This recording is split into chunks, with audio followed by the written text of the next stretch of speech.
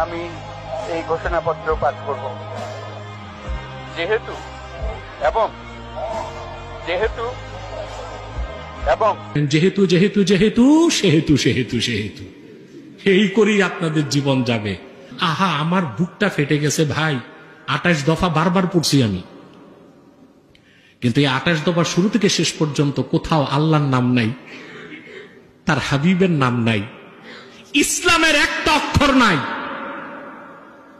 মুসলমানের রক্ত স্নাতের মাধ্যমে যে বিপ্লব হয়েছে, যে দেশের স্বাধীনতার মূল চেতনা ইসলাম, সে দেশের তথাকথিত সনদে ইসলামের একটা অক্ষর নাই। খোদার কসম, এই সনদ দিয়া বাঙালি জাতি 2 পয়সার কোনো কাজ আসবে না। আমরা কি একটা অপেক্ষায় ছিলাম জুলাই সনদ দিবে। হ্যাঁ, বাহ, 1 বছর অপেক্ষা করে পাইলাম একটা অশ্বডিম্ব, 28 দফা, শুধু যেহেতু যেহেতু যেহেতু যেহেতু যেহেতু, তারপর শুরু হয়েছে সেহেতু সেহেতু সেহেতু। দেখছেন?